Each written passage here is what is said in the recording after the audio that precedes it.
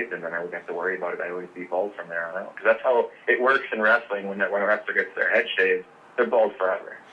Oh, so it's perfect. So you're kind of living up to the moniker of the hair versus hair, or hair versus vest in this case deal. Yep. Perfect. Yeah. Was there ever any talk about going the other way? Shark is a great parody of Stone Cold Steve Austin, though. Yeah. I definitely agree. Was there any talk about having the matchup being reversed where you would be winning the vest and having a future feud going down the line?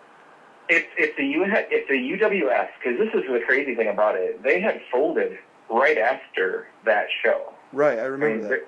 There was never another show that they did together. There's a lot of drama going on backstage. Yeah. I don't know half of it, and I don't care to know half of it, but as I'd lived it before. I'd already gone through that years before, and I'm just starting to make amends with all the people that I had either crossed or crossed me or whatever. We just kind of let bygones be bygones or whatever, and we're all much closer now than we ever were back then even. But whatever was going on then, it just imploded, and the ring wound up being sold or something like that. I don't know what all exactly happened, but that was their last show. Was the UWS, I don't even know what I think it was like February or March of 2011. And the comical idea that we had was that Shark and I were going to become a tag team after that. They had wound up doing some sort of an idea, or they had some kind of a booking idea down the pipeline where Shark was going to get another shot at some kind of a major title or something. And it was going to be against a couple of heels who were going to be cheating, and then I was going to come out and help him. And he's the guy that shaved my head, so why would I be wanting to do that other than just to become like his partner, like saying he's helped me, and now I've understood that I should be a real man now, and I've got my head shaved, and now I got myself my own vest. I dress just like him. It'd be the most ridiculous storyline ever, but I think that's what the plan was, to go down that road. And I don't know. Who knows? It would have been funny or not, but. Yeah, I remember when I first came down, I think it was in November before the final year, there was actually a lot of talks that, working with, getting a chance to actually have a match with Mark Preby, but then my accident happened, and we had so much decided going on for what I was going to do. I was going to do the match with Preby, lose to him, and then me and Devin, DJ Riley, were going to do our thing. And we never got that chance to do it because I was injured from the car accident, and also... Yeah, I do recall that. I remember you were there. You were in crutches, I think. I was in a... First I was in a wheelchair, and then the second show I think I was either using a cane or a crutch or something like that. Yeah. But I still did the whole thing with DJ, choking me against the ring, just saying oh, why didn't you put me on the card? Why didn't you put me on the card? I'm going to be the future world champion. Why'd you do that? And... And I honestly thought that, the match would never happen. But then, talking with, Steve and Devin, we finally got the chance to have the match between me and Devin in my backyard wrestling thing. We had two pretty good matches, an I Quit match and then a kind of hardcore send-off match, because that was the last match he was going to have in Wisconsin. He was going to move to, I think, Washington or something like that. But I loved working with Devin. He was always trying to find ways to make me look good and just say, oh, okay, when you're taking this, you got to, react this way. You got to make sure that, the match flows well. And it was just awesome working with Steve and Devin. That's awesome. It was quite a thing. So from going from that independent deal to another independent deal, going to do a short little plug here. Ring of Honor's coming to Milwaukee in November. And you've been very high on Ring of Honor. What were your thoughts on when Jay Lethal won the unified, TV championship and world championship? Well, Ring of Honor crowning Jay Lethal with their world title. He's got the world title and the TV title now, if I'm not mistaken. Yeah. It's done a lot for them. They seem to everyone is saying finally Jay Lethal gets the recognition he deserves. Finally. He's on all these news shows. He's getting all this coverage. I think Bleacher Report did this top 10 wrestlers of 2015. They listed Jay Lethal as number one because he's just been on fire. He's on this huge winning streak. He's been TV champion for over a year.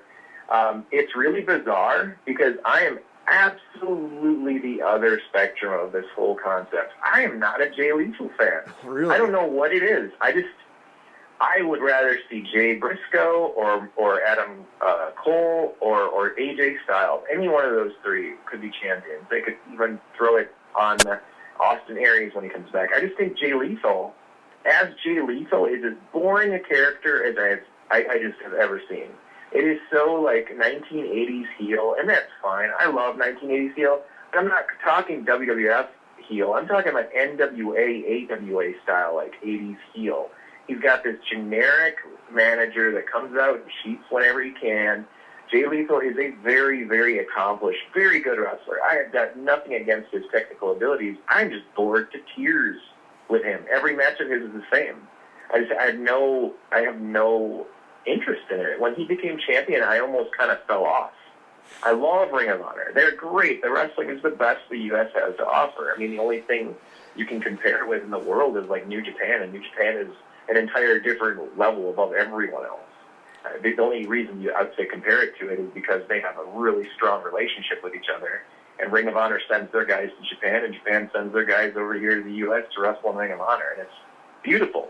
I'd say the weakest portion of Ring of Honor right now is the main event scene, because Jay Lethal is going to be in every main event match, and it just puts me to sleep, man. I mean, it really puts me to sleep. I know in November they're doing a tour, or they're doing some kind of show. Maybe it's not November, maybe it's October or November, but they're bringing back some New Japan guys. And one of the matches is Shinsuke Nakamura versus AJ Styles. That will be amazing. That will be amazing. Yeah, well, we'll get more into the New Japan deal in a bit. But is there anybody right now that you think could, either take Lethal's TV title or his world title at this point? You mentioned, AJ Styles, Adam Cole, and Wes Briscoe. Is there anybody else that might have a chance? Since they're going to Milwaukee, obviously they're going to really probably hype up. I think the guy's name is Silas Young. Silas Young is my favorite Ring of Honor wrestler right now. So if I had it my way, if it was my dream, I'd say put the TV title on him and let him run with that for a while. Silas Young is hilarious. He's one of my favorite wrestlers. He's like a mix of like Tom Selleck and Jesse the Body Ventura. His voice is awesome. His body work is great. I think we're just talking about 80s style wrestling, but God, he's got that 80s style all perfect. It's just, he's great. He's such a classic, awesome heel. I think he's hilarious, and he's a good worker too. I love the send-off Kevin Steen feud they did last year, where one Steen's final couple matches in his last feud was with Silas Young. I thought those matches were fantastic, and I was really surprised that Ring of Honor didn't elevate Silas Young to some sort of a main event scene, or at least upper mid card with that. They just still using him as a curtain jerker. It's really strange, but yeah, I love Silas Young. That would be my guy. Otherwise, if you wanted to make a splash right now, I'd put the world title on AJ Styles and then have him wrestle in a big match at Wrestle Kingdom 10 in January with the Ring of Honor Championship around his waist. I think that'd be great. That would actually be pretty cool. What do you think about the tag team champions, the Addiction, Daniels and Kaz? They're perfect. That wouldn't change a thing. That's absolutely fantastic. That TNA letting those guys go was such a gigantic mistake. I mean, this whole last 24 months, I could tell you far more mistakes that TNA has made than good accomplishments. I mean, just mistake after mistake, allowing these people to leave, thinking they could bring in these kind of cookie-cutter-looking ex-NXT, ex-WWE guys. It just sucks. Flat out, just sucks. Yeah, I know that TNA has been kind of struggling, especially, I know Dixie Carter's kind of made some bonehead moves on Twitter, stating, I think, some things against Destination America, who they're trying to keep a TV deal going because they're expiring next month. So it's like you can't talk bad about these guys. You can't just say. I don't know. It's really strange. Dixie Carter's a bonehead. She should just be cashing checks or whenever they don't bounce, I guess. And that's about it. And let the wrestling up to everyone else, even especially the publicity part of it, because she's terrible at it. She's terrible promoting. She's terrible at trying to network, social networking side of it. She's just awful. And I don't know. TNA, listen, they've put on some really good shows. I thought their first live episode they did on Destination America in January was really cool. It was a fun episode.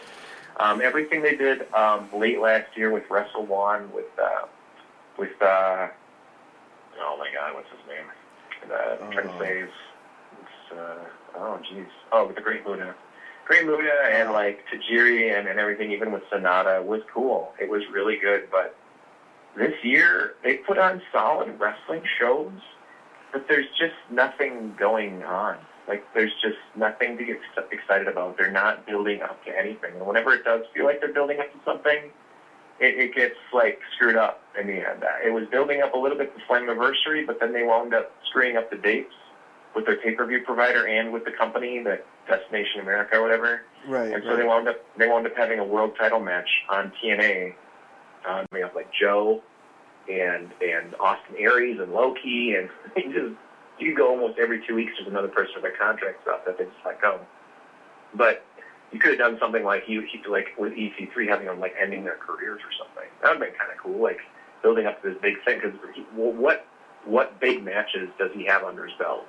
Like, as far as big accomplishments to where he's at now. I know he's beaten Bobby Lashley. That's a big one. And he beat Kurt Angle for the belt. That's a big one. I know he did technically beat Sting in Sting's last TNA match, but that was with so much interference. I didn't count that. Oh, man.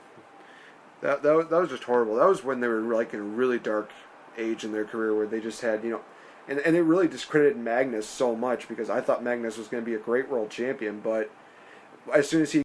Like, I don't know. They were talking about TNA and their championship scene. Like, if I were going to make some kind of splash, I mean, honestly, right now, if they're building up to... They already got Bound for Glory books and everything. I know there's right. spoilers, and I won't spoil anything. What they should do is try to do some kind of a big splash in the upcoming year or around New Year's, and that would be have an EC3 lose, like, his first person that he loses to, and he loses the championship belt, and I would have it be to one of TNA's biggest names that has never been a champion yet. You know who I'm talking about? Thinking Drew Galloway? Nope. I'm talking Awesome Kong. Awesome Kong? Yeah. That would be interesting. I think that'd be crazy, because we're right now in an era in time when everyone is looking to get behind some sort of, like, equality issue or equality storyline, and women are being told, oh my God, the Women's World Cup, oh my God, UFC, the biggest star in UFC is a woman right now. Imagine putting the World Heavyweight Championship on Awesome Kong. She's the only legitimate female wrestler that could do it, too. She's bigger than Ethan Carter III. She's stronger. She needs, like, some kind of something to do, because they brought her back in January. Right. Mm-hmm. And they have her, like, almost winning the Knockouts title once a month. But she keeps getting screwed out of it, and then she's just like, oh, well. Yeah. And she doesn't, like, just invoke her revenge like she used to. She used to take out, like, 6, 7 people at a time and just leave them in a bloody mess in the ring. I mean, she used to just dominate everyone she was in the ring with. And she did wrestle men before. She did in Japan, and she did on TNA even. I think that would be a brilliant move. And it would be, like, perfect, too, because the only guy that could take it and, A, be mocked about it, and B, be able to rebound from it would be a guy like EC3, who's got the mic skills to be able to say, like, okay, yeah, I got beat by a woman, but, I wasn't ready. I had a bad neck. My back was hurting, like, all these excuses. That would just be hilarious. And then, they could do something later, 2 months down the road and have him win the title back or something like that, because wrestling is always more interesting when a heel is champion, because you got to have the faces doing the chasing. Right. Otherwise, what are people going to talk about TNA about? Oh, Bobby Roode has won the title again. It's great. We love Bobby Roode, great wrestler, but am I going to tune in and watch? Am I going to pay the extra $14 a month for my cable provider to get Destination America? Probably not. But if Awesome Kong won the championship and she was on a live mic in the middle of the ring holding the belt, yeah, I kind of want to see that live. Like, I kind of want to see that happen. The funny thing you mentioned, Awesome Kong, they really hyped up the whole, promoter's dream match between her and Havoc, and I was honestly looking forward to seeing that. I thought it was going to be... I was, too.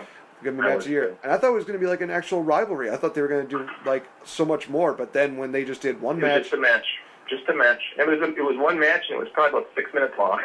Yeah, that was... They have a tendency to do that, because they're preparing for a TV show. They're barely building up to any pay-per-views anymore. They got 2 a year. It's crazy. And the build-up for these pay-per-views are a joke. They don't even talk about it until, like, 2 weeks before, and they're like, oh, yeah, we're going to throw all these matches together. For no reason whatsoever. Yeah, it's weird. I don't even remember if Awesome Kong was even on Slammiversary. I watched it, but I had no memory of what she did on there. She was re-signed. All these great things were promised to her.